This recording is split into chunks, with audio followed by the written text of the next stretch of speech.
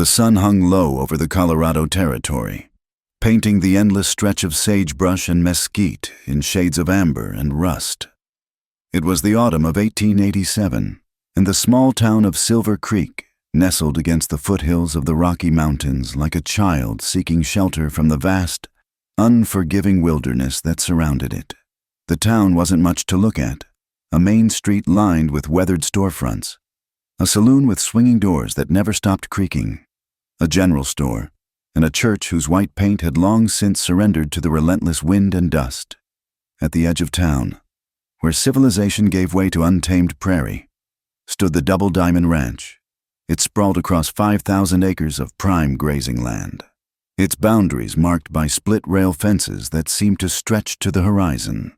The ranch house itself was a testament to prosperity. 2 stories of solid timber construction with glass windows that caught the evening light like jewels.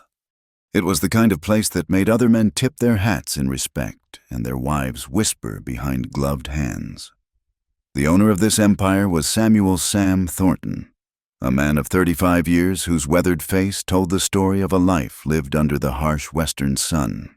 Tall and broad-shouldered, with hands scarred from years of rope work and eyes the color of storm clouds, Sam cut an imposing figure whether he was in the saddle or standing at the bar in Murphy's saloon. His fortune hadn't come easy, inherited a modest spread from his father and through sheer determination, shrewd cattle deals, and an uncanny ability to read the weather. He'd built it into one of the most successful ranches in the territory. Yet, for all his wealth, Sam Thornton was a man alone. The big house echoed with emptiness, its many rooms filled with fine furniture from back east that no one but him ever enjoyed. The townsfolk respected him, certainly, but there was always a distance, a careful formality in their interactions. Some said it was jealousy. After all, success bred resentment as surely as rain bred grass. Others claimed Sam himself kept people at arm's length, too proud or too wary to let anyone close. On this particular October morning, Sam stood on the porch of the general store, his purchase of supplies already loaded onto his wagon. The autumn air carried a bite that promised an early winter, and he pulled his coat closer as he watched the town stir to life. Women in calico dresses hurried past with baskets on their arms. Cowboys lounged against hitching posts rolling cigarettes, and somewhere a dog barked at a passing freight wagon. "Morning, Sam," called out Judge Harrison, the town's self-appointed moral authority, a portly man whose vest buttons strained against his considerable girth. "Heard you lost some cattle to wolves last week." "Nothing I can't handle," Sam replied, touching the brim of his hat in acknowledgement. "A man needs help running a spread that size." The judge continued, his tone carrying that particular note of someone about to dispense unwanted advice. "You ever think about taking a wife? Plenty of suitable young ladies in town. My own niece, Elizabeth, just returned from finishing school in Denver." Sam's jaw tightened almost imperceptibly. This wasn't the first such suggestion, nor would it be the last. The good people of Silver Creek seemed to consider his bachelor status a personal affront to the natural order of things. "I'll keep that in mind. Judge," he said, his tone polite but final. But the truth was, Sam had already made a decision that would set the entire town ablaze with gossip. For the past 6 months, he'd been riding up into the mountains, following game trails and creek beds into territories where most men feared to venture. It had started innocently enough, pursuing a mountain lion that had been picking off his calves, but what he'd found in those ancient peaks had changed everything. Her name was Clara Winters, though she'd told him that name meant little where she came from. She lived in a cabin so far up the mountain that clouds often obscured it from below, a place where the air grew thin and the trees grew gnarled from their battle with the wind. The daughter of a trapper who'd died 3 winters past. She'd survived alone through means that would have broken most men, let alone a woman. Sam had first glimpsed her through the trees, moving with the fluid grace of a deer, a rifle cradled in her arms as naturally as other women carried parasols. Her hair was the color of chestnuts, wild and unbound, her skin bronzed from the sun, and her eyes, Lord, Her eyes were green as the deep forest pools where trout hid from the summer heat. She'd regarded him with neither fear nor welcome, merely the calm assessment of someone deciding whether he posed a threat. Their courtship, if it could be called that, had been unlike anything the good people of Silver Creek would have recognized. No chaperoned walks, no calling cards, no Sunday dinners with watchful relatives. Instead, there had been shared silences while watching elk graze in hidden meadows, conversations by firelight about books she'd inherited from her educated father, and the gradual realization that in this wild woman of the mountains, Sam had found something he hadn't even known he was searching for. Now, 3 days before the wedding, he'd quietly arranged with the traveling preacher. Sam prepared himself for the storm that was about to break. He'd sent word out that morning. Samuel Thornton, owner of the Double Diamond Ranch, would be taking a bride. The wedding would be held at his ranch, and all were invited to witness the union and partake in the celebration afterward. By noon, the news had spread through Silver Creek like wildfire in dry grass. Women clustered in the general store, their voices rising and falling in waves of speculation. "But who is she?" demanded Mrs. Wellington, the banker's wife, her voice sharp with indignation. "He said nothing about courting anyone." "Maybe she's from Denver," suggested young Mary Patterson. "Ever the romantic. A society lady who captured his heart during one of his cattle drives." "Or Kansas City," added another. "I heard he traveled there last spring." The men were no less curious, gathering in the saloon to discuss this unexpected development over whiskey and cards. "About time Sam settled down," declared Tom Murphy, the saloon owner, as he polished a glass. "Man needs a woman to make a home proper." Question is," said Jake Rodriguez, a veteran cowhand. "What kind of woman caught Sam Thornton? He's turned down every eligible lady from here to Cheyenne." The speculation continued for 3 days, growing wilder with each passing hour. Some imagined a mysterious Eastern heiress, others a Spanish beauty from California. The one thing everyone agreed on was that Sam Thornton's bride must be someone extraordinary, refined, elegant, and worthy of his substantial fortune. On the morning of the wedding, half the town made the journey out to the Double Diamond Ranch. The October sky was crystalline blue, and the mountains stood stark and magnificent against the horizon. Sam had spared no expense. Tables groaned under the weight of food, lanterns hung from every available post, and a fiddler had been brought in from the next county. Sam himself stood on the wide porch, dressed in his finest, a black suit ordered from San Francisco, boots polished to a mirror's shine, and his usually unruly hair tamed with pomade. But those who looked closely might have noticed the tension in his shoulders, the way his eyes kept drifting to the mountain road. "Where is this bride of his?" muttered Judge Harrison to his wife. "It's nearly noon." The crowd grew restless, whispers rising like the buzz of disturbed bees. Some began to wonder if they'd been the victims of an elaborate joke. Others suggested the bride had gotten cold feet. Mrs. Wellington was just beginning to expound on her theory that the whole thing was a fabrication when someone spotted movement on the road. "She's coming!" shouted a boy perched in a tree for a better view. The crowd pressed forward, necks craning, everyone eager for their first glimpse of the woman who'd captured Sam Thornton's heart. What they saw struck them momentarily speechless. Clara Winters rode a mountain mustang, sitting astride like a man rather than side saddle as propriety demanded. She wore a simple dress of brown homespun that had seen better days. Though it was clean and carefully mended, her hair, rather than being elaborately styled, was braided in a single plait that hung down her back. She carried no parasol, wore no gloves, and her face and hands showed the deep tan of someone who lived beneath the open sky. But it was her bearing that truly set tongues wagging. She rode with the easy confidence of someone who'd spent more time in the saddle than in parlors, her back straight, her gaze direct and unashamed as it swept over the assembled crowd. There was something wild about her, something that spoke of high places and winter storms, of solitude and strength forged in the crucible of survival. The silence stretched taut as a bowstring, then, like a dam breaking, The whispers began. "That's her? That's who Sam Thornton is marrying? She looks like a mountain savage. Where are her proper clothes, her attendants? Good Lord, is she wearing moccasins?" Clara dismounted with fluid grace, seemingly oblivious to the scandalized murmurs rippling through the crowd. She walked directly to Sam, who had descended the porch steps to meet her. When he took her hand, the gesture was gentle, reverent, as if he held something precious and rare. "Clara," he said, his voice carrying clearly in the sudden hush. "You came." "I gave my word, didn't I?" she replied, and her voice, though quiet, carried an accent that spoke of education despite her rough appearance. "Though I warn you, Samuel Thornton, your fancy folk don't look too pleased to see me." Sam's smile was fierce and proud. "Let them look," he said, loud enough for all to hear. "They'll learn, in time, what I already know."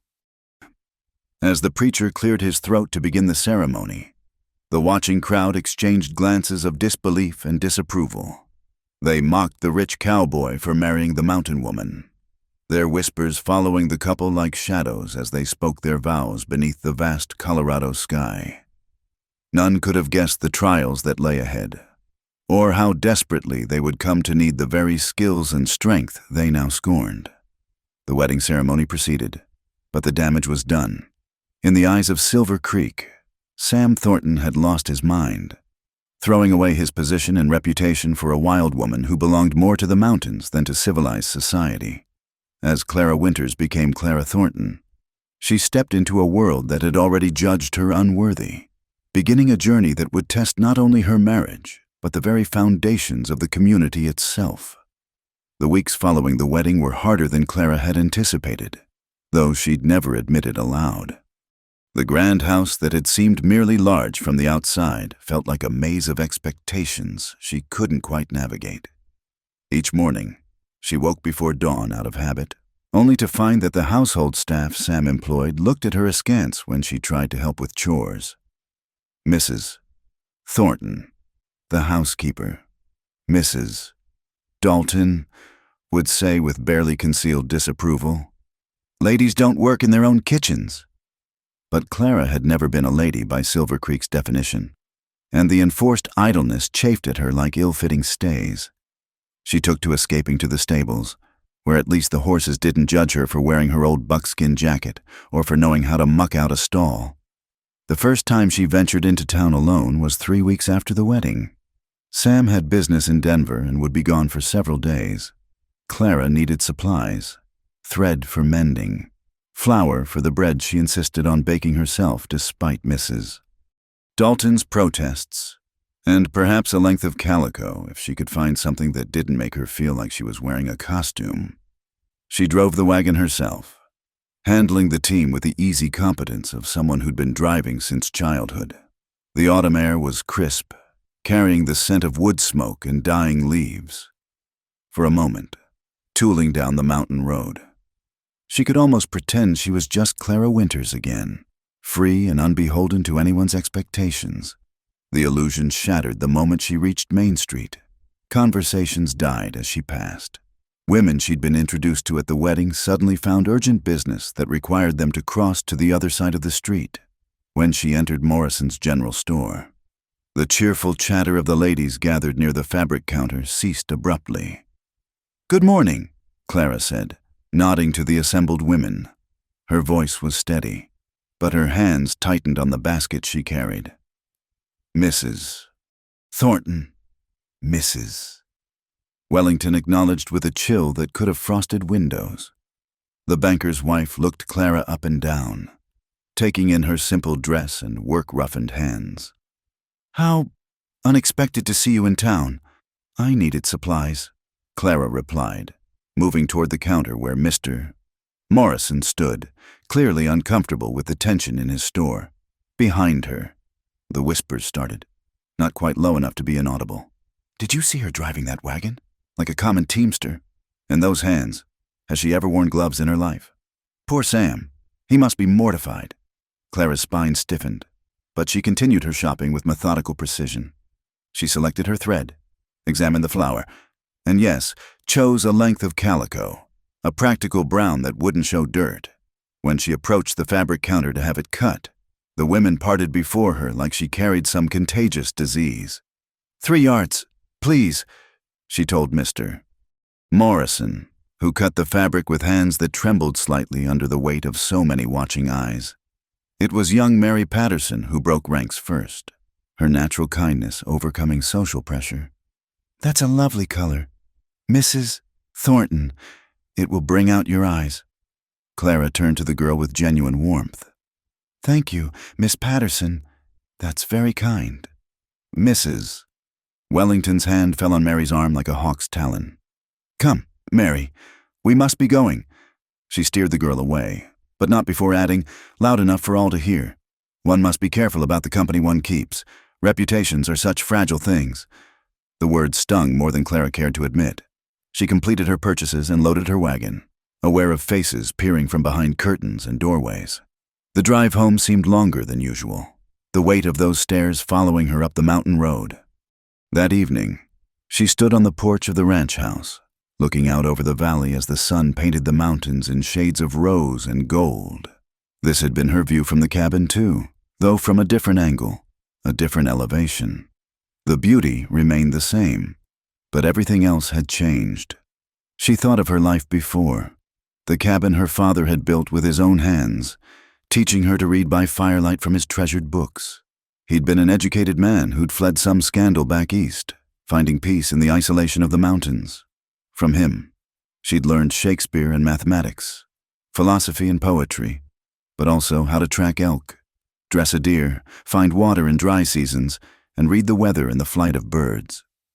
The mountains make us strong, Clara, he'd said in his final winter, fevered but lucid. Down there, in their towns, they've forgotten what it means to truly live. They exist in cages of their own making, bound by rules that serve no purpose but to make them feel superior to one another. She'd survived 3 years alone after he died, through blizzards that buried the cabin to its eaves, through hungry springs when game was scarce, through the peculiar madness that could take a person who went too long without hearing another human voice. She'd emerged stronger, self-sufficient, needing no one and nothing but what the mountains provided. And then Sam had appeared, tracking that cat, and something in his gray eyes had called to a loneliness she hadn't even known she carried. The sound of hoofbeats brought her back to the present. Sam was home early, riding hard up the road. She felt the familiar lift in her chest at the sight of him, followed quickly by anxiety. Had word of her reception in town reached him already? He swung down from his horse, took the porch steps 2 at a time, and caught her in an embrace that lifted her off her feet. "Missed you," he said simply, setting her down but keeping his arms around her. "You're back early," she observed, searching his face. Deal went through quicker than expected. He studied her in turn, his weathered features creasing with concern. What's wrong? She considered lying, dismissing it as nothing, but that wasn't their way. I went to town today. His jaw tightened. Ah. They sat on the porch steps, and she told him about the store, the whispers, the cold shoulders. Sam listened in silence, his face growing darker with each word. "I'll speak to them," he said when she finished. "They have no right." "No." Clara placed a hand on his arm. "That would only make it worse. They already think you've lost your mind marrying me. Having you defend me like I'm some helpless child would only confirm their beliefs." "Then what do you want me to do?" The frustration in his voice was clear. "I won't have them treating you this way." "They don't matter," Clara said, though the words felt hollow. "I didn't marry them. I married you." But it did matter, and they both knew it. This wasn't just about social snubs or hurt feelings. In a frontier community, isolation could be dangerous, even deadly. When troubles came, and troubles always came, neighbors needed to be able to depend on one another. Over the following weeks, Clara threw herself into ranch work with renewed vigor. If the ladies of Silver Creek wouldn't accept her in their parlors, she'd prove her worth in other ways. She worked alongside the ranch hands, who were initially skeptical but soon came to respect her knowledge of horses and her uncanny ability to predict weather changes. "Storm coming," she announced one afternoon, studying the behavior of the birds and the way the wind moved through the grass. 3 days, maybe 4. Old Pete, the ranch foreman, squinted at the clear blue sky. "Don't see no sign of it." "The mountains know," Clara said simply. "Best get the cattle moved to the sheltered pastures." When the blizzard hit exactly when she'd predicted, Pete stopped questioning her judgment. Word spread among the hands that misses. Thornton might dress rough and talk plain, but she knew things worth knowing. She also proved invaluable in doctoring both animals and men. When one of the younger hands, Billy Morrison, took a bad fall and gashed his leg, Clara was there before anyone could think to send for the town doctor. "Hold him still," she ordered, examining the wound with practiced eyes. From her bag, she always carried her father's old medical bag now. She produced a bottle of clear liquid and clean cloth. "This'll sting fierce," she warned Billy, then cleaned and stitched the wound with steady hands while the boy bit down on a leather strap to keep from screaming. "Where'd you learn that?" Pete asked, watching her work with newfound respect. "My father taught me some. The rest I learned by necessity," Clara replied, tying off the final stitch. Couldn't exactly ride to town for a doctor when the nearest town was a 2-day journey. But even as she gained the respect of the ranch hands, the town remained cold. Sam bore it as long as he could, but she could see the strain in the set of his shoulders, the tightness around his eyes when he returned from town. One evening in late November, as they sat by the fire, he finally exploded. "I should have known better," he said, pacing the length of their parlor. "Should have taken you somewhere else, started fresh where people didn't know us, and let them drive us from our home." Clara asked quietly, "This ranch is your life's work, Sam." "You're my life now," he said fiercely, dropping to his knees beside her chair. "The ranch means nothing if you're unhappy." She cupped his face in her hands. This strong man who'd chosen her despite everything. "I'm not unhappy. I have you. I have work that matters. I have these mountains. Their approval." She shrugged. "It would be nice, but it's not necessary for my happiness." But she could see he wasn't convinced. The divide between his wife and his community weighed on him, pulled at him from both sides. He was a man caught between two worlds, the civilized society that had shaped him and the wild freedom she represented. As winter tightened its grip on the valley, Clara knew something would have to give. Either the town would learn to see her as more than just the mountain woman who'd somehow ensnared their richest citizen, or the growing tension would tear apart everything she and Sam were trying to build together. Looking back, she would realize that the blizzard had been an omen, the first sign of the trials to come. But that night, safe in the warmth of Sam's arms while the wind howled outside, she allowed herself to believe that love might be enough to bridge any divide. She was wrong, of course. The real tests were only just beginning. The drought began subtly, the way most disasters do. First, the winter snowpack was lighter than usual, melting away too quickly in an unseasonably warm March. Then April passed without its usual rains, and May brought only a few teasing sprinkles that barely dampened the dust. By June of 1888, the grass in the lower pastures had turned brittle and brown, and the creek that usually ran strong through the Double Diamond property had dwindled to a trickle. Sam stood with Pete and several other ranchers at the edge of what had once been a reliable watering hole, now reduced to a muddy depression with barely enough moisture to darken the earth. "Never seen it this bad," muttered Jake Harlan from the neighboring Box H ranch. "Not in 20 years of working this land?" The other men nodded grimly. Already, the weakest cattle were showing signs of distress, their ribs beginning to protrude through their hides. The stronger animals competed viciously for access to what little water remained, and more than one rancher had lost cattle to injuries sustained in these desperate struggles. "We need to find new water sources," Sam said, his voice tight with worry. "If this drought continues..." He didn't need to finish. They all knew what would happen. Cattle would die by the hundreds, maybe thousands. Ranches would fail. The economic lifeblood of the entire valley would dry up as surely as the streams. That evening, Clara found Sam in his study, poring over maps by lamplight, trying to calculate how long their remaining water would last. "How bad is it?" she asked, setting a cup of coffee beside him. "Bad." He rubbed his eyes, exhaustion evident in every line of his body. "At this rate, we'll lose half the herd by August, maybe more." Clara studied the maps, her finger tracing the familiar topography of the mountains. "There's water up there," she said quietly. "Springs that run deep, fed by underground sources that don't depend on snowmelt." Sam looked up sharply. "Where?" "I know of at least 3. My father found them years ago, marked them in his journals." She hesitated. "But they're high up, in difficult terrain. Most folks wouldn't know how to find them, much less how to channel the water down. Could you do it? Maybe with help." She met his eyes. "But it would mean going into the mountains for days, maybe weeks, and we'd need men willing to follow my lead, trust my knowledge of the terrain."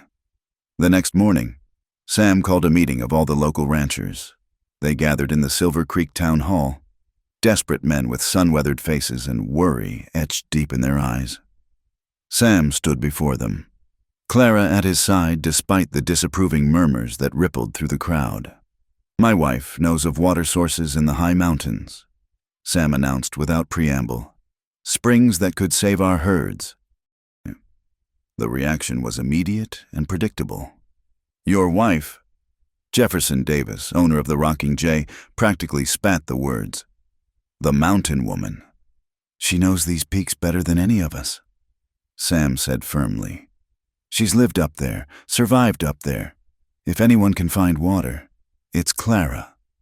Judge Harrison stood, his face flushed with indignation. "This is desperate talk. Thornton, we need real solutions, not some wild woman's folklore and superstition." "It's not folklore," Clara spoke up, her voice cutting through the din. "I can show you my father's journals, his maps. He was a surveyor before he came west, trained in geology. He knew how to read the land, find where water runs deep." "A hermit's scribblings," someone called out, "probably addled from too much time alone." The meeting devolved into arguments, voices raised in fear and frustration. Most of the ranchers sided with Judge Harrison. They'd rather trust in prayer and hope for rain than follow a woman into the mountains. Especially that woman.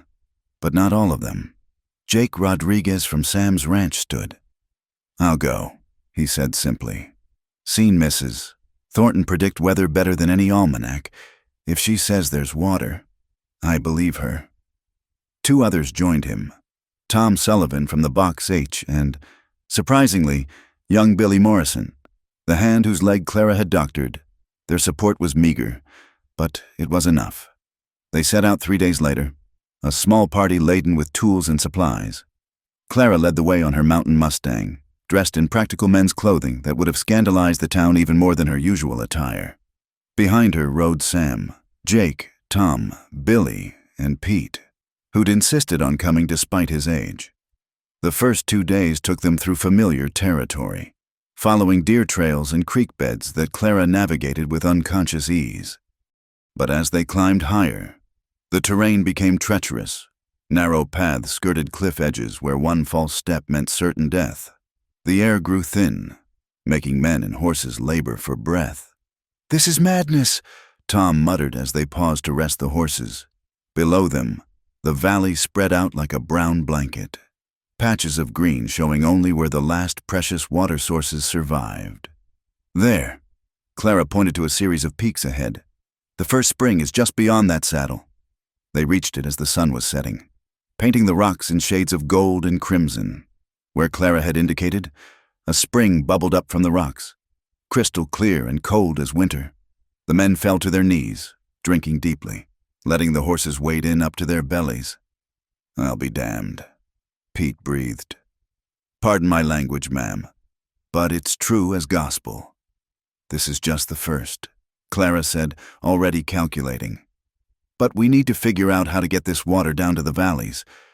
The natural course runs north, away from our lands." They made camp near the spring, and Clara spread out her father's journals by the firelight.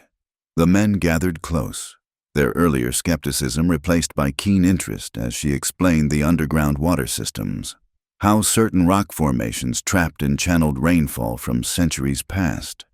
If we dig here, she indicated on a rough map, and build a simple dam structure here, we can redirect the flow. It won't be easy, but it's possible. The work was backbreaking. For days they labored, digging channels, moving rocks, constructing crude but effective water diversions. Clara worked alongside the men, her smaller frame allowing her to squeeze into spaces they couldn't reach, more than once. Her mountain-honed instincts saved them from disaster, pulling Billy back just as a ledge crumbled, sensing the unstable ground that would have sent their pack horses tumbling. On the 5th day, as they worked on the second spring, they encountered their first serious danger. Pete had climbed up to secure a rope when his shout of warning sent everyone scrambling. "Bear! Grizzly sow with cubs!" The massive bear rose on her hind legs not 30 feet away, her presence a reminder that these mountains had their own rulers. The men reached for their rifles, but Clara stepped forward, speaking in a low, calm voice. "Don't shoot. Back away slow. Keep your eyes down. She's just protecting her babies." "Clara, get back," Sam hissed, his rifle trained on the bear. But Clara continued her slow retreat, gesturing for the others to follow. The bear dropped to all fours, huffing and pawing the ground, but didn't charge. After tense minutes that felt like hours, the sow turned and ambled away, her cubs tumbling after her. "How did you know?" Tom asked, his face pale beneath his tan. "Because I've met her before." Clara said simply, 3 springs ago, she denned near my cabin. We learned to respect each other's territory." The successful encounter with the bear seemed to shift something in the men's perception. That night, they peppered her with questions about the mountains, about survival, about the things she'd seen and learned in her solitary years. Clara found herself sharing stories she'd never told anyone but Sam, about the winter she'd spent snowed in for 2 months, living on dried meat and melted snow, about the time she'd watched an eagle teaching its young to fly, about the old native trails she'd found that led to hidden valleys where deer gathered in harsh weather. By the time they reached the 3rd spring, high up where patches of snow still lingered in shadowed hollows, they were working as a true team. The water diversion system they'd created was rough but functional, channeling precious water down new courses that would eventually reach the dying valleys below. But their triumph was short-lived. As they prepared to descend, Billy spotted riders approaching from below, a dozen men, moving with purpose up the mountain trails. "That's Judge Harrison," Pete said, squinting through Sam's field glasses. "And Jefferson Davis. Looks like half the town council with them." The confrontation came at sunset, the 2 groups meeting on a wide ledge overlooking the valley. Judge Harrison's face was purple with rage as he dismounted. "You've overstepped, Thornton," he declared, "taking water rights without legal authority. Following this woman's wild schemes, we've come to put a stop to this foolishness. The water belongs to whoever finds it." Sam replied coldly, "That's frontier law, not when it's diverted from its natural course." Davis interjected, "You could be stealing water meant for other settlements, other ranchers downstream." Clara stepped forward. "The water we've channeled would have disappeared into the ground within a mile. We're not stealing from anyone. We're saving what would have been lost." "You'll forgive us if we don't take the word of a mountain savage," Harrison sneered. Sam's hand moved to his gun, but Clara touched his arm, stopping him. Instead, she pulled out her father's journal, opening it to pages covered with careful diagrams and calculations. "My father mapped these water systems for 15 years, she said, her voice carrying the authority of knowledge. "Every spring, every underground channel, every seasonal variation. Look for yourselves. See where the water goes. See how much is wasted." But the men wouldn't look, wouldn't listen.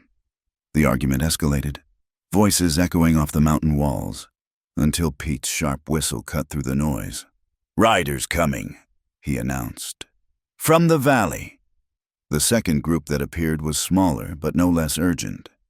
It was led by young Mary Patterson's father. his usually calm face creased with worry. "Judge, Mr.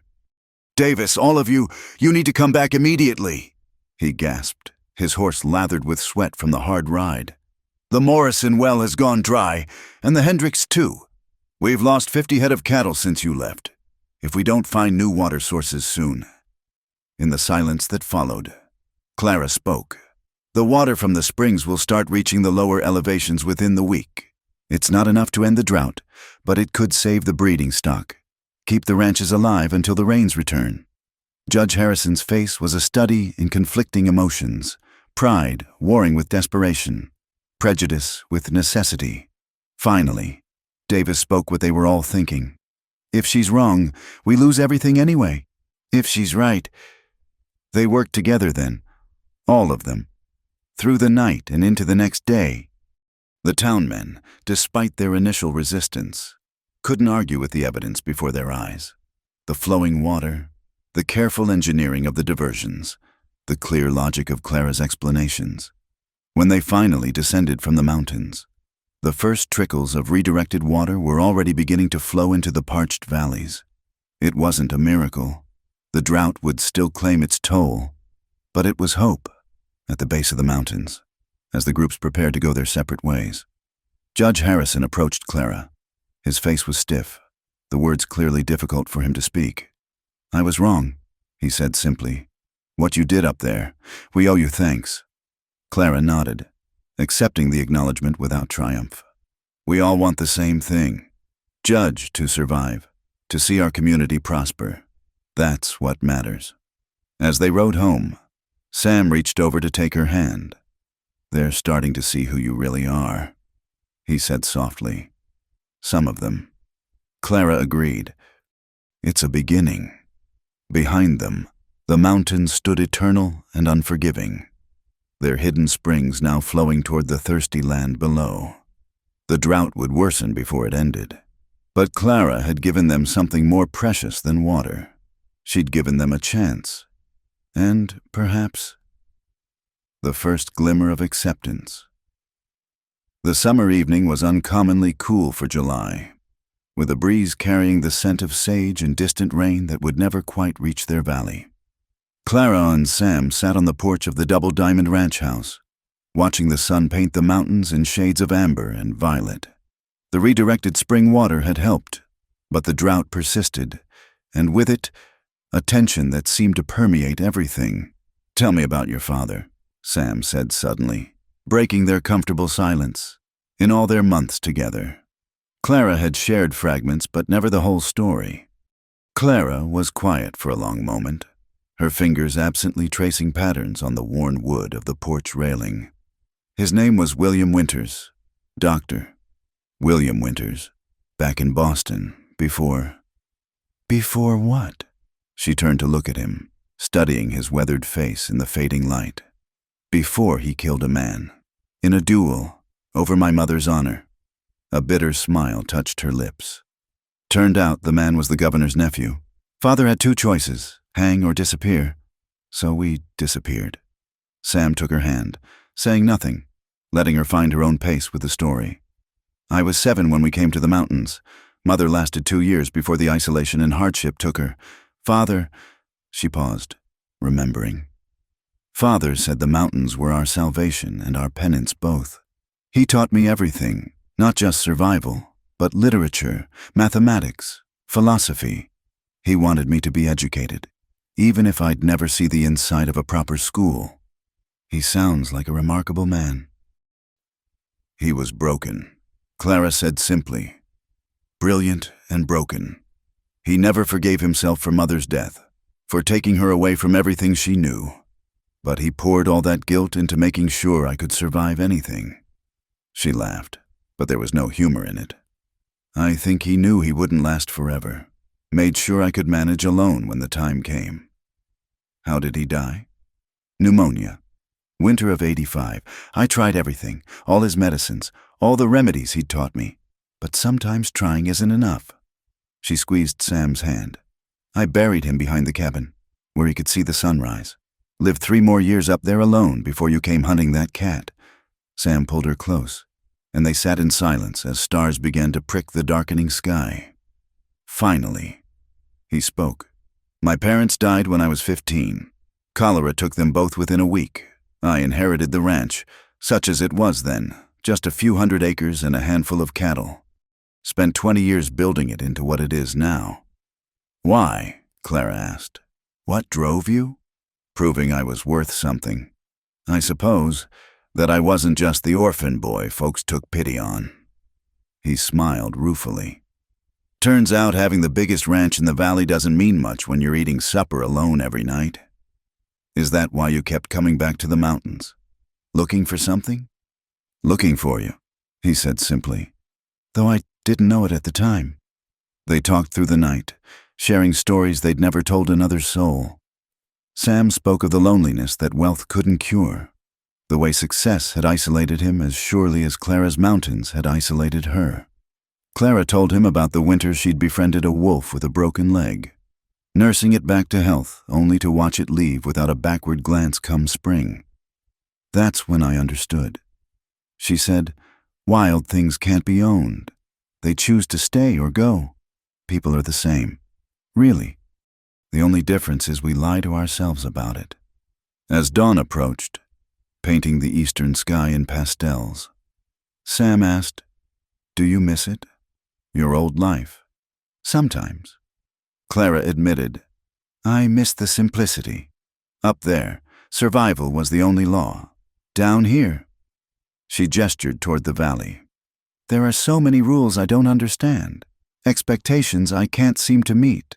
You're meeting them, Sam assured her. Harrison admitted he was wrong. Others are starting to see. He was interrupted by the thunder of hooves. Pete appeared around the barn, riding hard, his face grim beneath the coating of dust. Boss, he called, reining in hard. We got trouble. That new outfit moving into the old Baxter place. They're damming up Willow Creek, claiming water rights. Every drop's being diverted to their property. Sam's face darkened. The hell they are. Willow Creek's been open water for 20 years. Not according to the papers they're waving around. Judge Harrison's with them now, trying to sort it out. Within an hour, Sam and Clara rode toward the disputed creek, joined by several hands. They found a tense standoff, local ranchers on one side, the newcomers on the other, with Judge Harrison in the middle attempting to mediate. The leader of the new outfit was a man named Garrett Stone, tall and lean with the calculating eyes of a speculator rather than a true rancher.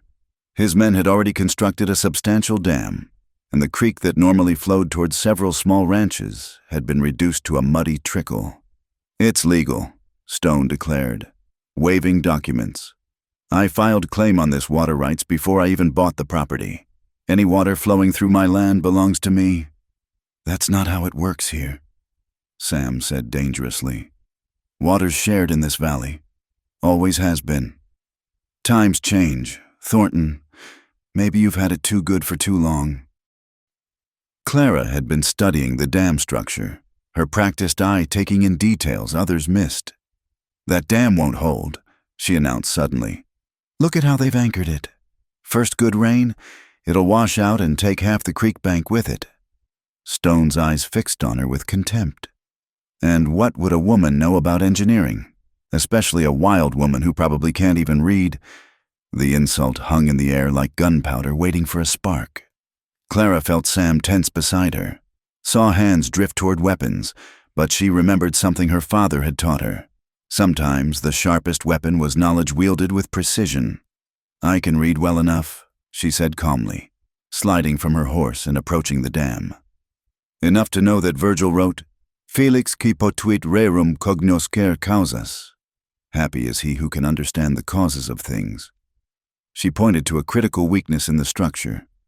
You've built against the natural flow, creating pressure at the worst possible point. When that gives way, and it will, the backflow will erode your entire irrigation system. Stone's face reddened. You're just trying to scare us off. No, I'm trying to save lives. When that dam fails, anyone downstream will be caught in a flash flood. She turned to Judge Harrison. You know I'm right. You saw what happened at Marble Canyon in '82 when that mining dam failed. The judge nodded slowly. 5 men had died in that disaster. Here's what I propose. Clara continued. We help them rebuild the dam properly, in exchange for maintaining traditional water-sharing agreements.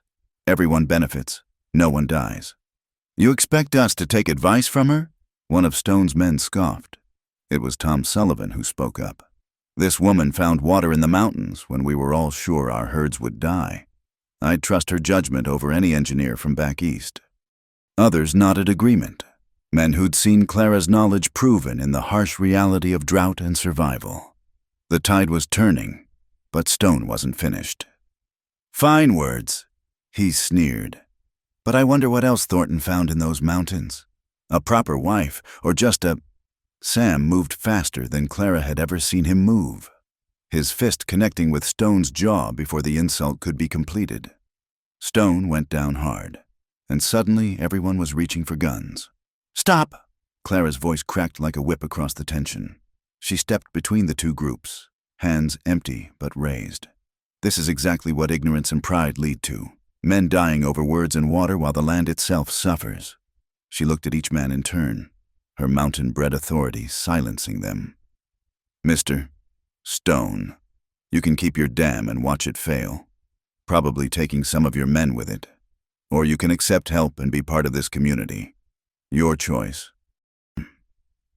For a long moment, violence teetered on a knife's edge. Then Stone, dabbing blood from his lip, slowly nodded. Show me where the dam needs reinforcement. They worked together through the day, Clara directing the reconstruction with Sam and the other ranchers laboring alongside Stone's men. By sunset, a new structure was rising, one that would share water equitably while protecting all properties downstream. As they prepared to leave, Stone approached Clara. His pride was clearly stung, but necessity won over arrogance. You were right about the weakness. How did you know? My father studied water, she said simply. In Boston. He designed municipal water systems. He used to say water always wins. The trick is learning to work with it, not against it. Riding home in the deepening twilight. Sam reached over to touch Clara's cheek. You could have let me shoot him. And prove what? That we're as savage as they think. She caught his hand, pressing it to her face. Violence is easy, Sam. Building something better, that's the hard part. That night, as they lay in bed listening to coyotes sing in the distance, Sam said quietly, They're seeing it now, who you really are. Some are, Clara agreed.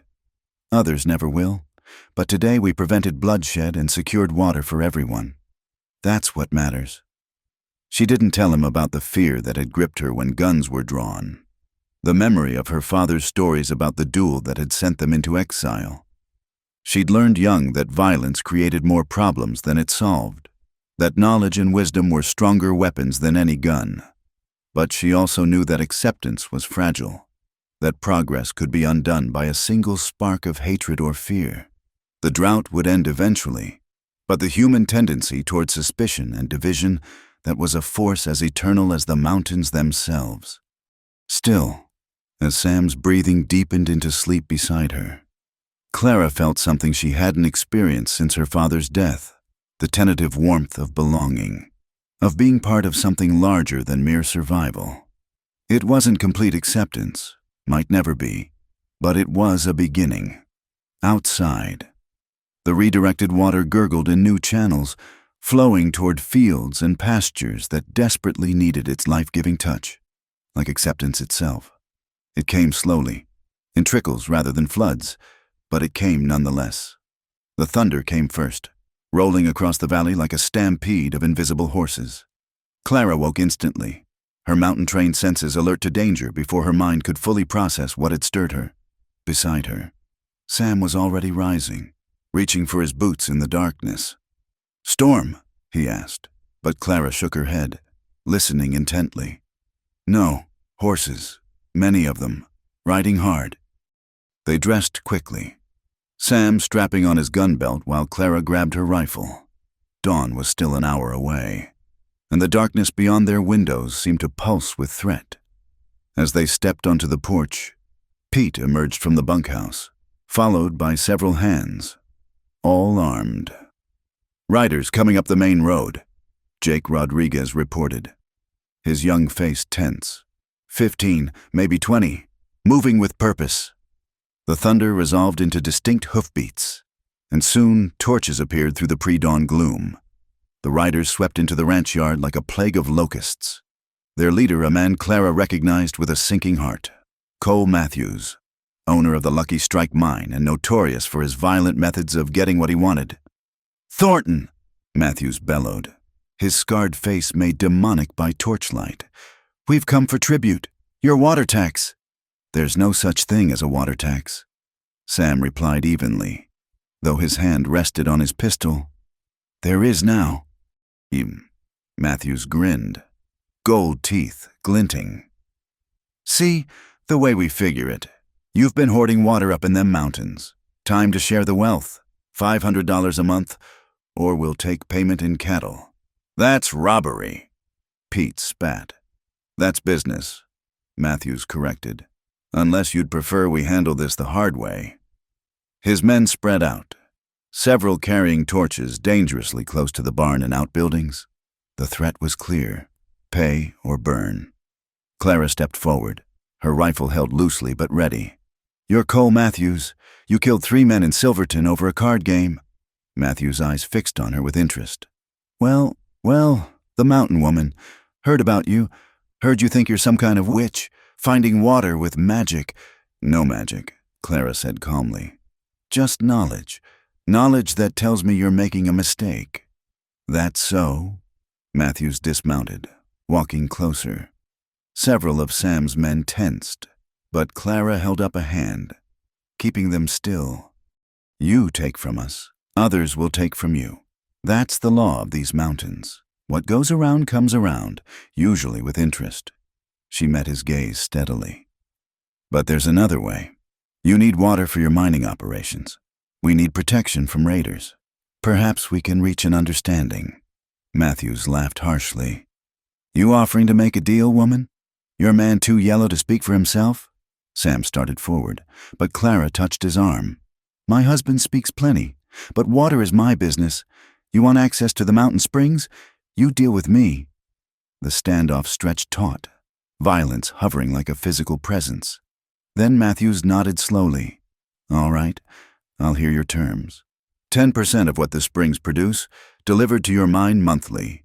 In exchange, you and your men provide protection during cattle drives and leave our ranch and the town alone. 20%. 15, and you help maintain the water channels." Matthews considered, then spat in his palm and extended his hand. Clara shook it without hesitation, though she could feel Sam's tension beside her. "Deal, but cross me, woman, and I'll burn this place to cinders." As the riders departed, Sam turned to Clara with a mix of admiration and concern. "You just made a deal with the devil. Better to have the devil working with you than against you," Clara replied pragmatically. "Matthews is a killer, but he's also a businessman. As long as the water flows, he'll keep his word." But the encounter had shaken something loose in the community. Word spread quickly that Clara had faced down Cole Matthews, that she'd negotiated where others would have fought or submitted. Some saw it as clever, others as collusion with evil. The controversy came to a head 3 nights later at the town meeting. The drought had worsened despite the mountain water, and tempers ran as hot as the scorched earth. Clara attended with Sam, aware of the whispers that followed their entrance. "We need to address the Matthews situation." Judge Harrison announced, "Making deals with outlaws sets a dangerous precedent." "Would you prefer a war?" Clara asked, standing to address the assembly. "Matthews has 30 men, all killers. How many would die to refuse his demands?" "So, we just give in?"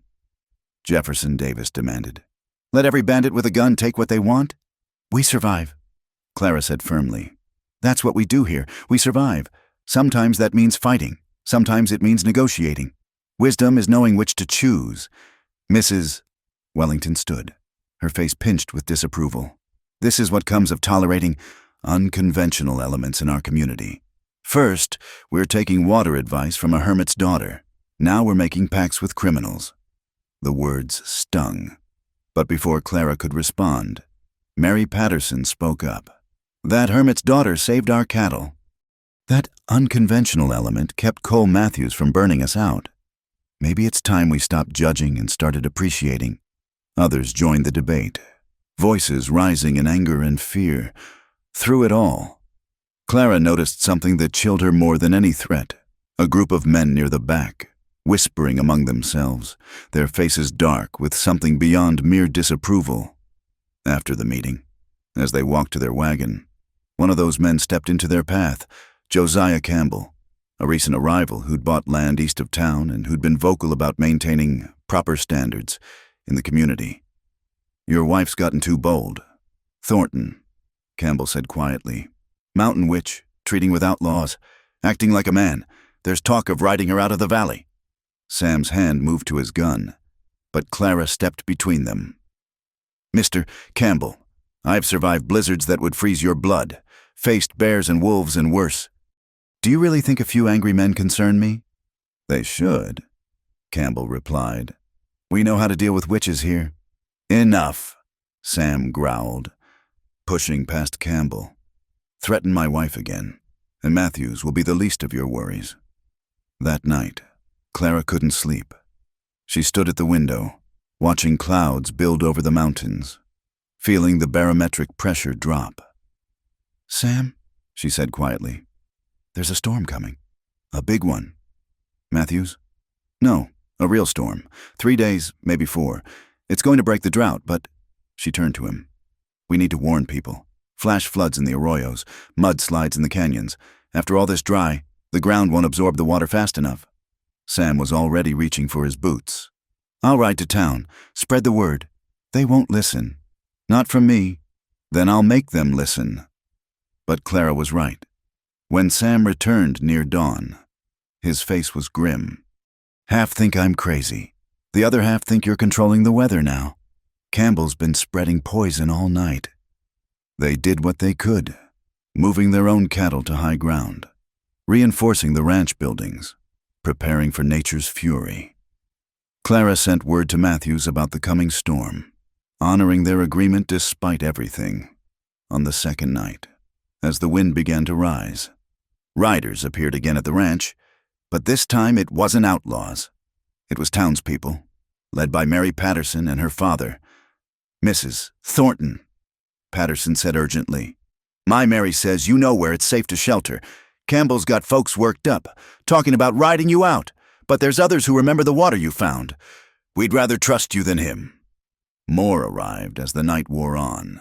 Families who'd chosen pragmatism over prejudice, survival over suspicion.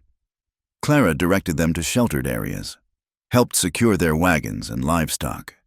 Sam and the hands worked tirelessly, turning the ranch into a makeshift refuge. The storm struck just before dawn on the third day. It came like the wrath of God rain in sheets, wind that tore roofs from buildings, lightning that turned night to strobing day. The arroyos filled and overflowed within hours, becoming raging torrents that swept away anything in their path. From the safety of the ranch house, they could hear the destruction, trees crashing down, the terrible roar of flash floods, the occasional scream of animals caught in nature's fury. Clara moved among the refugees, calming fears, tending injuries, sharing what food they had. "The Campbell place," someone shouted over the wind. "It's right in Skeleton Wash. They'll be swept away." Clara looked at Sam through the chaos. Campbell had threatened her, spread lies about her, tried to turn the community against her. But she thought of her father's words. "We are measured not by how we treat our friends, but by how we treat our enemies." "I know a way," she said. "Through the high pass. It's dangerous in this weather, but possible." "Clara, no," Sam protested. "They made their choice, and now they'll die for it unless someone helps them." She was already moving toward the door. "I need 3 riders who know the mountain trails." Jake Rodriguez stepped forward immediately. "I'll go." Billy Morrison joined him, then Tom Sullivan. Sam grabbed his slicker. "If you're going, I'm going." They rode into the teeth of the storm, Clara leading them through paths that were more memory than visible trail. The rain came sideways, stinging like bullets, and the horses struggled against wind that threatened to tear riders from saddles. Twice they had to dismount and lead the animals across washed-out sections where one false step meant death. They found the Campbell homestead already flooding. The family huddled on the roof as water rose around them. Campbell's face when he saw Clara was a mix of shock, shame, and desperate hope. "Can you get us out?" he shouted over the storm.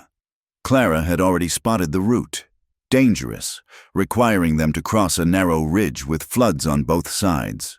But possible. "Leave everything but yourselves. Move now, before it gets worse." They formed a human chain, Clara leading, passing children and women hand to hand across the most treacherous sections. Campbell's teenage son slipped once, nearly tumbling into the torrent before Jake hauled him back. As they reached relative safety on higher ground, Campbell grabbed Clara's arm. "Why?" he asked, having to shout over the wind. "After everything I said, everything I tried to do?" "Because that's what neighbors do." Clara replied simply, "That's what community means." The journey back was a nightmare of endurance, but they made it, delivering the Campbell family to the shelter of the ranch just as the worst of the storm passed over. Dawn came gray and watery, revealing a transformed landscape, new streams where none had been. Familiar landmarks swept away, devastation and renewal in equal measure. As the survivors gathered in the ranch's main room, sharing hot coffee and tales of terror and rescue, Clara noticed Campbell speaking quietly to Judge Harrison and others. Whatever poison he'd been spreading seemed to have been washed away with the floodwaters. The storm had broken more than just the drought. It had broken through barriers of prejudice and fear, revealing the essential truth Clara had always known in the face of nature's power. All human divisions became meaningless.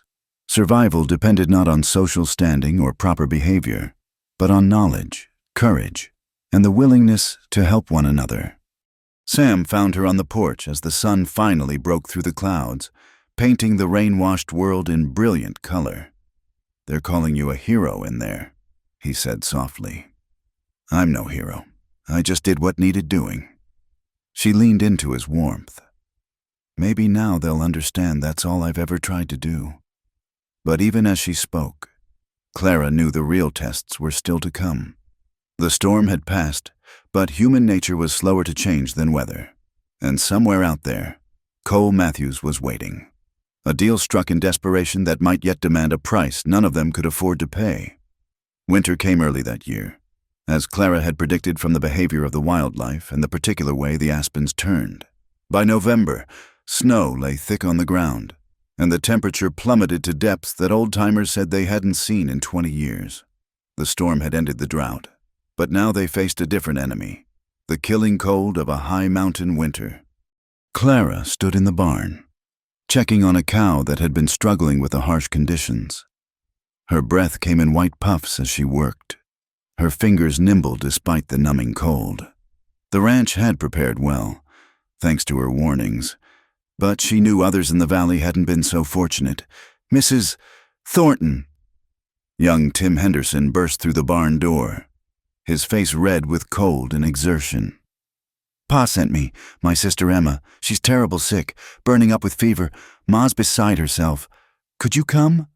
Clara was already reaching for her medical bag. "How long has she been ill?" 3 days now. Doc Peterson snowed in on the other side of the valley. You're our only hope."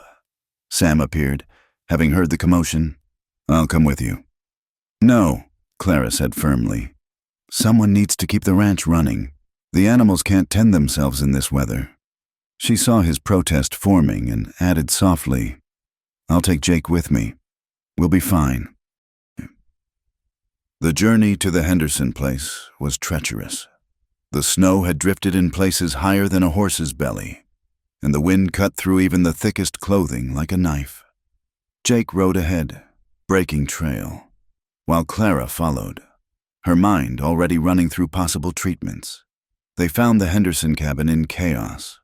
Emma, barely 12 years old, lay on a narrow bed, her face flushed with fever, her breathing labored. "Mrs." Henderson looked up with desperate eyes as Clara entered.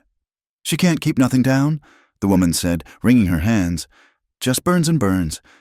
Clara went to work immediately, her hands gentle but sure as she examined the child. What she found made her heart sink, the early signs of what her father had called winter fever, a type of pneumonia that could kill within days if not treated properly. "I need boiling water, clean cloths, and all the windows cracked open," she ordered. "Open windows." "Mister," Henderson protested. "In this cold? It'll kill her for sure. The bad air needs to escape." Clara explained patiently while preparing a poultice from her supplies. "Trust me." For 2 days and nights, Clara fought for Emma's life. She used every technique her father had taught her: herbal preparations to reduce fever, positioning to help drain the lungs, constant vigilance to catch any change in the child's condition. The Hendersons watched in awe as she worked, their initial skepticism giving way to desperate hope. On the 3rd night, as Clara dozed fitfully in a chair beside Emma's bed, the fever finally broke. The child's eyes fluttered open, clear for the first time in days. "Mama," she whispered. "Mrs." Henderson burst into tears, falling to her knees beside the bed. "Mister." Henderson gripped Clara's shoulder with a hand that trembled. "You saved her. God bless you. You saved our little girl." Word of Emma's recovery spread quickly through the snow-locked valley. But with it came more calls for help. The harsh winter had brought sickness to many households, and Doc Peterson remained trapped by impassable drifts. Clara found herself riding from home to home, treating everything from frostbite to broken bones to the dreaded winter fever. Sam watched her with growing concern as the weeks passed. She was losing weight, dark circles forming under her eyes from lack of sleep, but whenever he suggested she rest, she would shake her head. "They need me," she would say simply. "I can't turn away from that." It was during one of these medical visits that the next crisis arose. Clara was treating old Walter McKenna's infected wound when riders appeared through the swirling snow, Cole Matthews and his men, looking grim. "We got problems, woman," Matthews announced without preamble. "Sickness in the mining camp. My men are dropping like flies." Clara assessed him coldly. "The same fever that's striking the valley? Worse. 3 dead already, more following fast." His usual swagger was gone, replaced by something Clara had never seen in his eyes: fear. "You help us, I'll make it worth your while." "I don't want your money," Clara said, already packing her supplies. "But I'll need assistance, medical supplies from town if any can be found, and your men to follow my instructions without question." Matthews nodded quickly. "Done." The mining camp was a vision of hell. Men lay groaning in filthy bunks, the air thick with the smell of sickness and unwashed bodies. Clara took one look and knew why the illness was spreading so fast: overcrowding, poor sanitation, and no ventilation. "First thing," she announced, "we separate the sick from the healthy. Anyone showing symptoms moves to the empty equipment sheds. They're cold but have better air circulation." "You trying to freeze them to death?" one of Matthew's lieutenants protested. "I'm trying to save their lives." Clara snapped. "Do as I say or watch them all die." She worked without rest for a week, teaching the healthier men basic nursing skills, establishing quarantine procedures, preparing medicine from whatever herbs she could find or had brought. Matthews himself proved surprisingly helpful, enforcing her orders with iron discipline. On the 5th night, as she tended a young miner who reminded her painfully of Billy Morrison, Matthews approached her. "Why?" he asked gruffly. "We ain't exactly been friendly to you and yours." Clara didn't look up from her patient. "My father once told me that illness doesn't care about a man's character. It strikes good and bad alike. If I only helped those I deemed worthy, I'd be playing God." Matthews was quiet for a moment. "Your father sounds like he was a wise man." "He was. He also said that sometimes the worst men can surprise you with goodness, if you give them the chance." By the time she left the mining camp, the epidemic was under control. She'd lost 4 men total, but saved dozens more. Matthews rode with her partway back to the ranch, his usual gang of cutthroats treating her with something approaching reverence. "That deal we made about the water," Matthews said as they parted ways.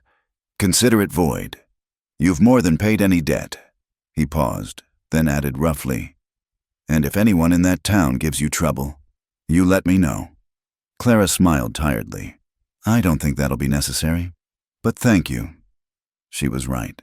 When she returned to Silver Creek, she found a transformation. The families she'd helped had spread word of her tireless efforts. Even those who'd been her harshest critics couldn't deny the evidence. Clara Thornton had risked her own life repeatedly to save others, asking nothing in return. Mrs. Wellington was waiting at the ranch when Clara arrived, along with several other ladies from town. Clara braced herself for another confrontation, but Mrs. Wellington stepped forward with tears in her eyes. "I owe you an apology," the banker's wife said formally. "I judged you by your appearance, your background, by my own narrow standards. I was wrong." She gestured to the other women. "We've come to ask, would you teach us what you know about healing, about reading weather signs, about truly living in this land instead of just existing on it?" Clara looked at these women who had shunned her, mocked her, tried to drive her out. She thought of her father's words about forgiveness, about the power of knowledge shared rather than hoarded. "I'll teach anyone willing to learn," she said simply. Sam found her that evening in their bedroom, finally allowing exhaustion to claim her. He sat on the edge of the bed, brushing hair back from her forehead with gentle fingers. "You did it," he said softly. "They see you now, really see you." "Maybe," Clara murmured. "But seeing and accepting aren't the same thing. This crisis brought us together. But when spring comes, when the immediate danger passes, then they'll remember who stood by them when it mattered." Sam said firmly. "Who saved their children, their husbands, their futures? That's not something people forget." Outside, the wind howled around the eaves, but inside the house was warm and secure. In the kitchen below, Clara could hear Mrs. Dalton preparing soup. The same housekeeper who'd once looked at her with such disapproval now spoke of her with fierce pride to anyone who would listen. Change, Clara reflected, came slowly to places like Silver Creek, but it came nonetheless. One saved life at a time, one extended hand at a time, one barrier broken at a time. The winter had tested them all, stripping away pretense and prejudice to reveal what truly mattered: survival, community, and the bonds that connected them all. As sleep finally claimed her, Clara thought she heard her father's voice on the wind. "Well done, my daughter, well done." The worst of the winter still lay ahead, but Clara Thornton, mountain woman, healer, and bridge between worlds, had finally found her place in the valley. Not through trying to fit their mold, but by showing them that sometimes what a community needed most was exactly what didn't fit. Someone who could see beyond conventions to the essential truths of survival and humanity. And in the spring, when the snow melted and the passes cleared, there would be new challenges to face. But for now, in the warm circle of her husband's arms, with the respect of the community finally won, Clara allowed herself a moment of peace. She had traveled a long road from that isolated cabin in the mountains to this place of belonging, and though the journey had been hard, she regretted none of it. Tomorrow there would be more sick to tend, more lessons to teach, more bridges to build between the wild wisdom of the mountains and the settled ways of the valley. But tonight, she was simply Clara Thornton, beloved wife, respected healer, and keeper of knowledge that had proven more valuable than gold in the harsh crucible of a Colorado winter. Spring arrived like a blessing, melting the deep snows and filling the streams with rushing water. The valley emerged from winter's grip slowly, revealing both the damage of the harsh season and the promise of renewal. Clara stood in her garden, working the soil that was finally soft enough to plant, when she heard the sound of many horses approaching.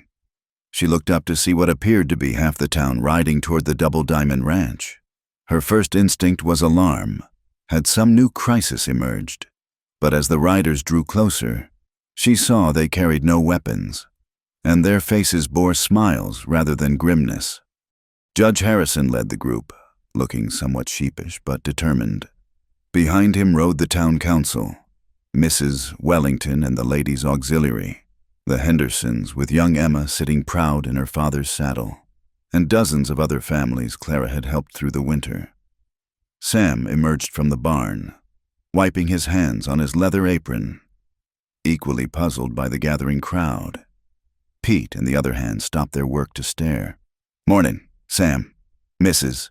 Thornton," Judge Harrison said, dismounting with more grace than his considerable girth usually allowed.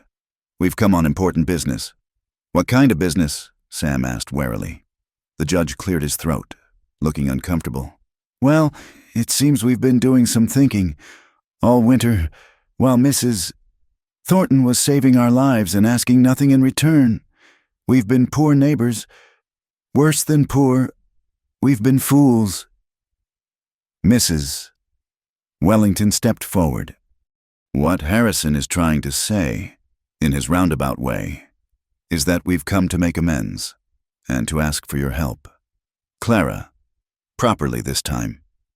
From the wagons, people began unloading supplies: lumber, tools, fabric, preserved foods, seedlings for the garden. Clara watched in amazement as the pile grew. "What is all this?" she asked. "It's a barn raising," Tom Sullivan announced with a grin. "Or rather, a school raising. We want to build a school, and we want you to help run it. Teach our children what you know, not just reading and writing, but doctoring, weather reading, mountain survival, real things that matter out here." Clara felt her throat tighten. "I'm not a trained teacher. You taught my Mary to identify healing herbs." "Mrs. Patterson said, she can now treat minor ailments herself." "You taught my boys to read storm signs," added another rancher. "Saved our entire herd last month when that late blizzard hit." Emma Henderson piped up from her father's arms. "You saved my life. I want to learn to help people like you do." Judge Harrison raised his hand for silence.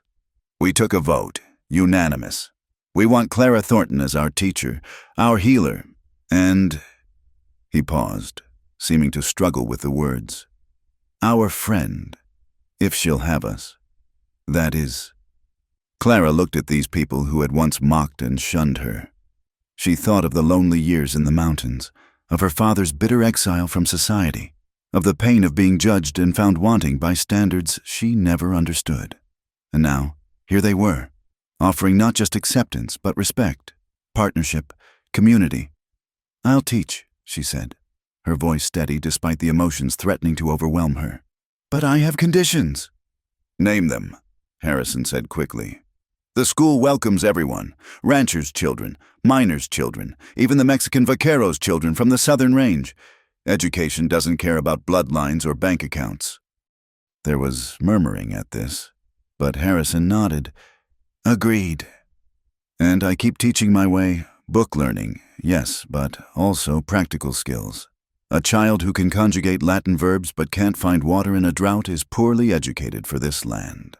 That's exactly what we want," Mrs. Wellington assured her. Sam stepped forward, taking Clara's hand. "Then let's build a school."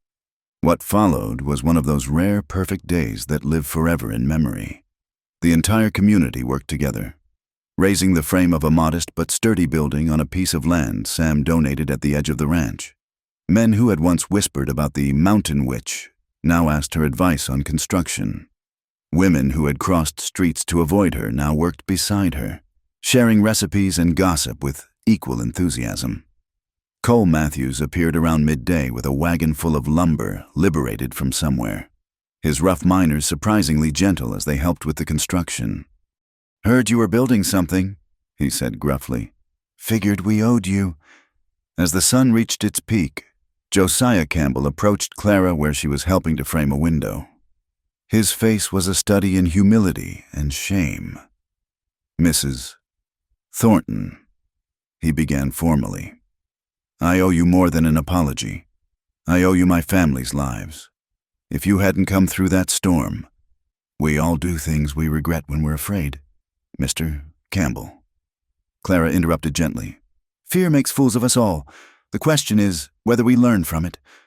Campbell nodded, swallowing hard. My eldest boy.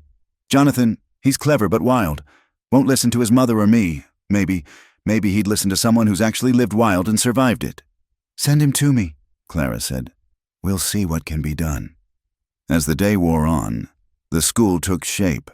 It wasn't large, one main room with a small attached storage area, but it was solid and filled with light from windows facing east to catch the morning sun.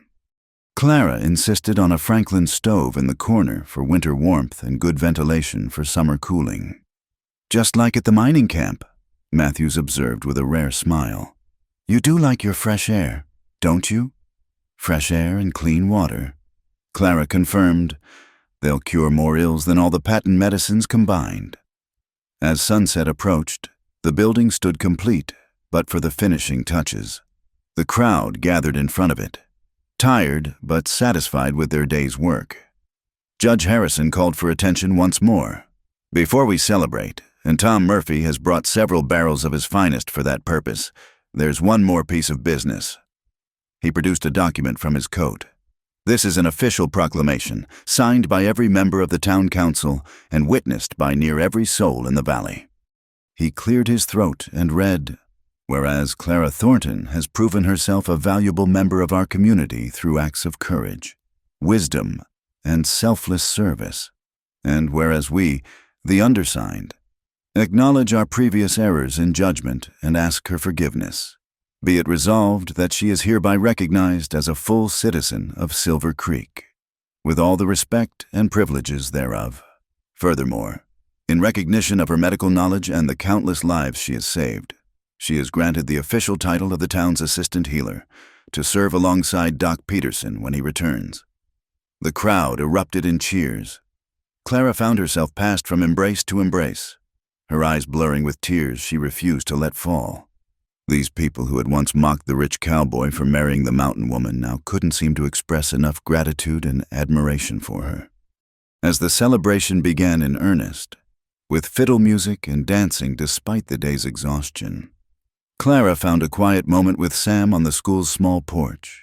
"Pa would have been proud," she said softly, looking up at the first stars appearing in the darkening sky.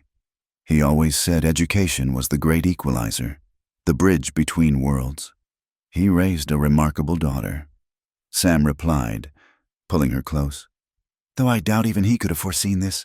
Clara Winters, the hermit's daughter, becoming the heart of a whole community? Clara Thornton," she corrected with a small smile. "The rancher's wife who happens to know a few useful things. Far more than a few." Sam said, "You've changed this place. Clara, changed all of us. We've changed each other," she said. "That's how it's supposed to work." Old Pete appeared, bearing 2 cups of Murphy's whiskey. "Begging your pardon, but Matthews wants to make a toast. Says it won't be proper without you both there." They rejoined the celebration to find Cole Matthews standing on an improvised platform of planks and barrels. The outlaw raised his cup high, his scarred face unusually solemn. "I ain't much for speeches," he began, "but something needs saying. We mocked the rich cowboy for marrying the mountain woman, unaware of her true worth. Well, now we know. Here's to Clara Thornton, teacher, healer, and the toughest woman in Colorado Territory. May we never be fool enough to judge by appearances again." The toast was drunk with enthusiasm, and the celebration continued late into the night. Clara danced with Sam, with Judge Harrison, who was surprisingly light on his feet, with Pete, and even with a reformed Campbell. She listened to plans for the school, accepted offers of books and supplies, and felt the warm glow of belonging she had never dared hope for. As the evening wound down and families began to drift home, young Mary Patterson approached Clara one last time. "Miss Clara," she said shyly, "I've been thinking, when I grow up, I want to be like you. Not just the healing and teaching, but the way you stayed true to yourself even when everyone was against you. That takes a different kind of strength, doesn't it?" Clara knelt to meet the girl's eyes. "The hardest battles we fight are often with ourselves. Mary, stay true to what you know is right. Be kind even when others aren't, and never stop learning. Do that, and you'll be stronger than you ever imagined possible." As the last wagons rolled away into the night, Clara and Sam stood together beneath the vast western sky. The school stood silhouetted against the stars, a symbol of how far they'd all come from that day when the town had gathered to witness what they thought was a mismatched marriage. "No regrets?" Sam asked softly. Clara thought of the mountain cabin where she'd lived in solitude, of the difficult months of rejection and ridicule, of the trials that had tested them all. Then she looked at the school she'd helped build, thought of the children she'd teach, the lives she'd already saved and would save in the future. "Not one," she said firmly. "This is where I belong." And as they walked hand in hand back to their home, Clara Thornton knew that the greatest treasure she'd found wasn't acceptance or respect, though both were precious. It was the knowledge that by staying true to herself, by using her unique gifts in service of others, she had transformed not just her own life, but an entire community. The mountain woman had become the valley's teacher, and in teaching others, had finally learned the most important lesson of all, that home isn't just where you come from, but what you choose to build with those around you. 5 years had passed since the school raising, and the Double Diamond Ranch had become the beating heart of the valley's prosperity. The drought was now a distant memory, replaced by seasons of abundance that old-timers said were the best in living memory. Clara stood on the porch of the expanded ranch house, watching the sun paint the mountains in shades of gold and rose, when small hands tugged at her skirt. "Mama, tell us again about the bear," pleaded 4-year-old William, his gray eyes so like his father's that Clara's heart squeezed with love every time she looked at him. "The one from the mountains," 2-year-old Sarah added, climbing into Clara's lap with the determined grace her mother had once used to scale cliff faces. Clara settled her children close, breathing in their sweet scent. "Well now, that bear and I had an understanding." The sound of approaching riders interrupted the story. Clara looked up to see Doc Peterson, finally returned from his extended stay back east, accompanied by several well-dressed strangers. Sam emerged from the barn, wiping his hands clean, that familiar furrow of concern appearing between his brows. "Clara, Sam," Doc Peterson called out, his aged face wreathed in smiles. "I've brought some folks who've traveled a long way to meet you." The lead stranger, a distinguished man with silver at his temples, dismounted and approached with extended hand. "Mrs. Thornton, I'm Dr. Marcus Whitfield from the Colorado Medical College in Denver. We've heard remarkable things about your work here." Clara shifted Sarah to her hip and shook his hand, wary. "Just doing what needs doing, Doctor." "Far more than that. From what Peterson tells us, your treatment methods, particularly your use of indigenous plants and your understanding of mountain medicine, we'd like to document them, perhaps even have you lecture at the college." Before Clara could respond, another rider appeared on the ranch road, moving fast. It was Jake Rodriguez, his face tight with urgency. "Mrs. Thornton, we need you at the school. There's been an accident at the mine. Cave-in. Matthew's men are bringing the injured." Clara was already moving, passing Sarah to Sam. "William, go find Aunt Mary Patterson. Tell her to prepare the surgery supplies." The boy ran off, quick as a young deer. Clara turned to Dr. Whitfield. "You want to see mountain medicine? Doctor, come with me." The school had been transformed into a makeshift hospital many times over the years, and the community moved with practiced efficiency. By the time the injured miners arrived, Clara had everything prepared. Matthews himself carried in the most critically injured, a young man whose legs were crushed beneath fallen timber. "Save him," Matthews said roughly. "He's got a wife and new baby." Clara examined the damage swiftly. Both legs were badly broken, and worse. She could see the signs of internal bleeding. She looked up at Dr. Whitfield. "I need another pair of skilled hands. Can you follow my lead?" "Of course," he said, removing his coat. What followed was a dance of medical precision. Clara worked with a confidence born of necessity and years of practice, using techniques that made Whitfield's eyes widen. She set bones using methods learned from her father but refined through experience. She used willow bark preparations for pain, applied poultices of herbs that Whitfield didn't recognize, but whose effects were undeniable. "That herbal mixture," Whitfield murmured as they worked. "It's stopping the bleeding faster than anything I've seen." Yarrow, shepherd's purse, and something my father learned from a Ute medicine man. Clara explained without looking up. "The mountains taught both of us. In their way." They worked through the night, Clara directing not just Whitfield but the volunteer nurses from town, Mrs. Wellington, Mary Patterson, now married and teaching at the school herself, and even tough old Mrs. Dalton by dawn. 3 miners were stabilized who would have died without intervention, and the young man with crushed legs was sleeping peacefully, his chances good if infection didn't set in. As Clara cleaned up, exhausted but satisfied, Whitfield approached again.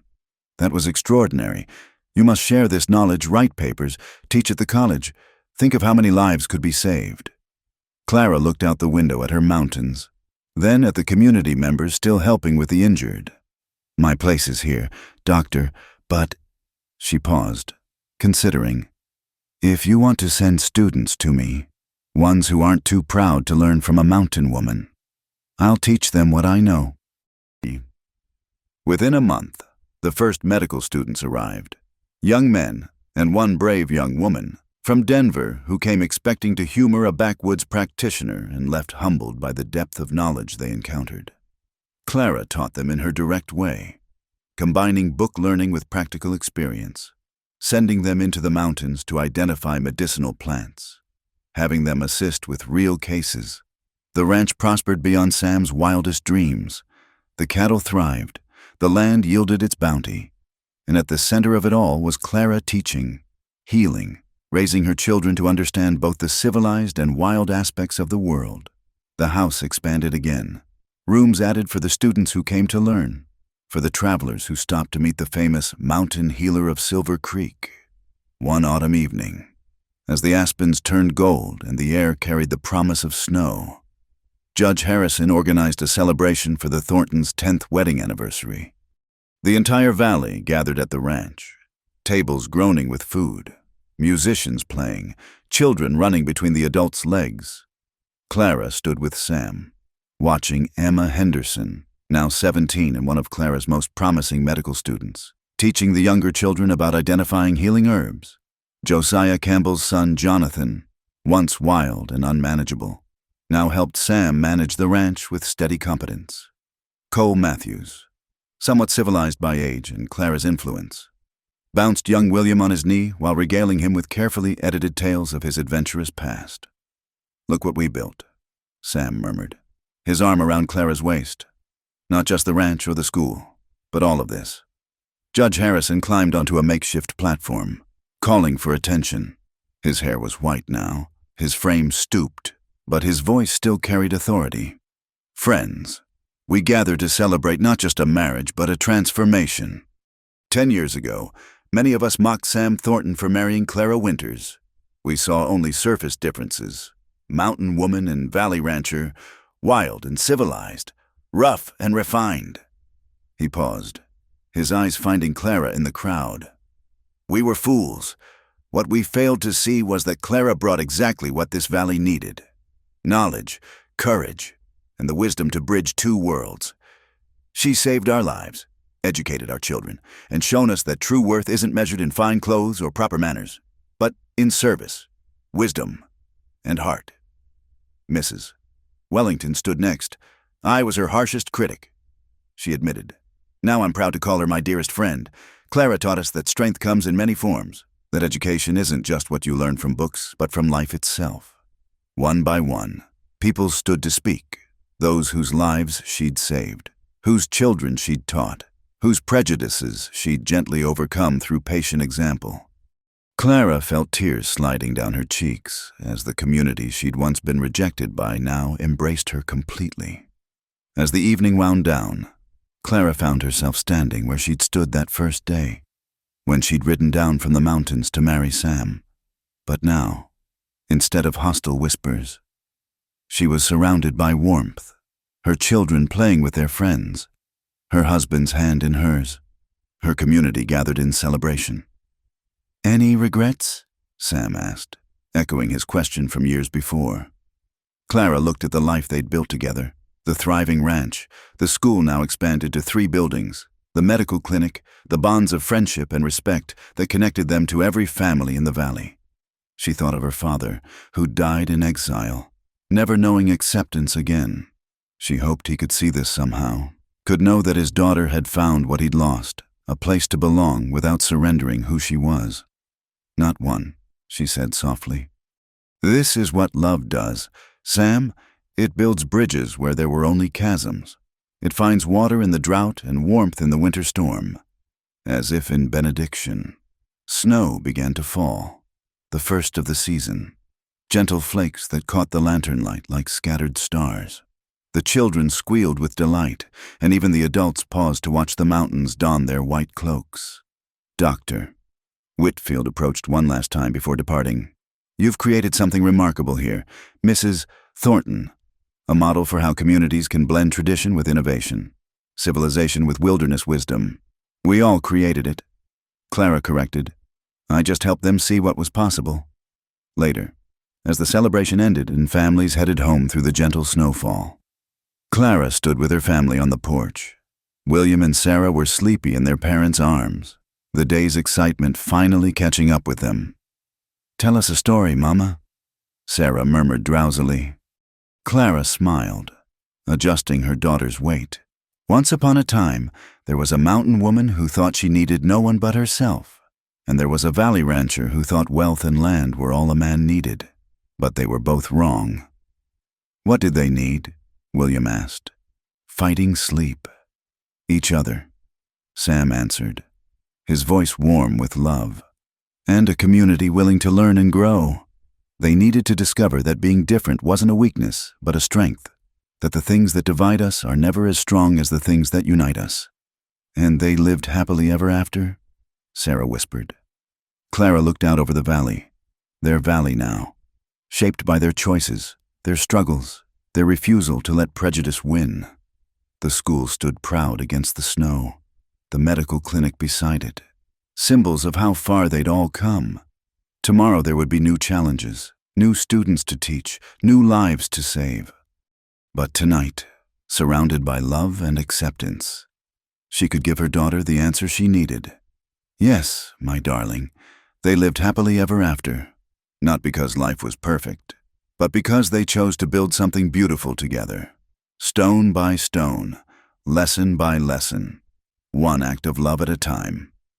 As they went inside, the snow continued to fall, blanketing the valley in pristine white, and somewhere in the mountains, a wolf howled, not in threat but in celebration, a wild voice reminding them all that civilization and nature, tradition and innovation, could exist in harmony when bound by understanding, respect, and love.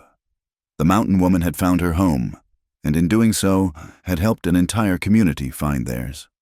Thank you for listening to this Wild West love story. We'd love to hear where you're enjoying this tale, whether you're listening during your commute, relaxing at home, or perhaps even somewhere in the mountains yourself. Please subscribe to our channel From Wild West and share your thoughts about Clara and Sam's journey in the comments below. Your stories and connections mean everything to us.